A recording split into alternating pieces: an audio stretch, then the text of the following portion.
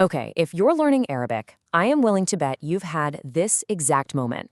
You're reading along, you stop, and you just think, wait, are these two letters the same thing? Well, guess what? You are not alone. Today, we are cracking the code on one of the most common mix-ups for anyone starting out. So meet the usual suspects, ra, dal, and dal. I mean, at first glance, they're just simple little curves, right? But when they're stuck in the middle of a word and you're trying to read fast, telling them apart feels next to impossible. And let's be real, these three cause so much frustration for beginners.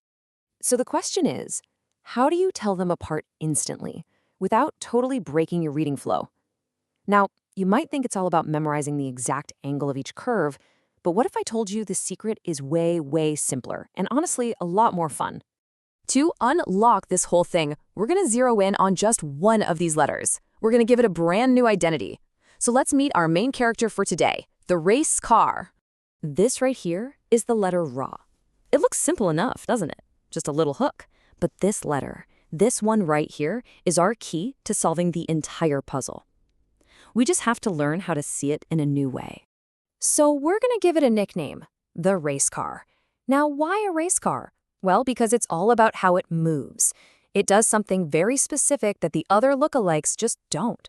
Its shape isn't just a curve, it's a ramp, it's a slide. Thinking of it as a dynamic race car is your very first step.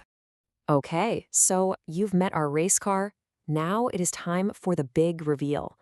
This is that aha moment, the one simple trick that is going to completely change how you see these letters from now on. This is exactly where most people get tripped up. They try to analyze the shape. They obsess over that curve, but you're looking in totally the wrong place. The secret isn't the letter's shape, it's all about its location. Yup, it's the power slide. Just imagine a race car hitting a sharp turn, sliding around the track. Well, our letter Ra pulls off a very specific move that gives it away every single time. So here's the rule, the big secret. In Arabic, all letters are written on this invisible baseline, right? Dal and dal, they always sit politely right on top of that line. But our race car? Oh no, it's the rebel. It is the only one that power slides right through it, dipping its tail just below the line. And looking at it like this just makes it pop, right? On the left, dal and dal are like parked cars, sitting neatly on the line. But on the right, look at that, the Ra just slices right through it. And seriously, once you see this, you cannot unsee it. This is the only clue you will ever need. All right, theory's great, but let's take this new skill for a test drive, shall we? It's time to go spot some race cars out in the wild. Okay, here's a classic phrase you might recognize. It's perfect for our practice because it has both our race car and one of its lookalikes sitting right next to each other. It's the perfect side-by-side comparison. All right, your turn. Take a second, look closely at the letters and that invisible line they're sitting on. Which one is pulling off that signature power slide? And there it is. See that?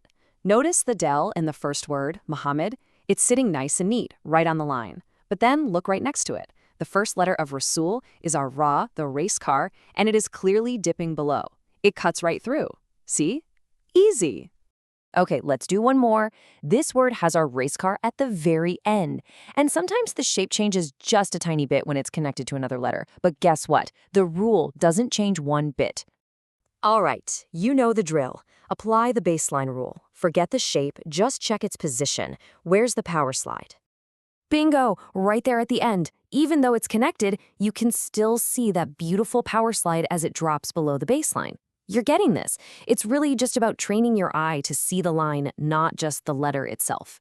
Okay, but you're becoming a pro at spotting the race car now. So for our final challenge, let's throw a little curveball in there.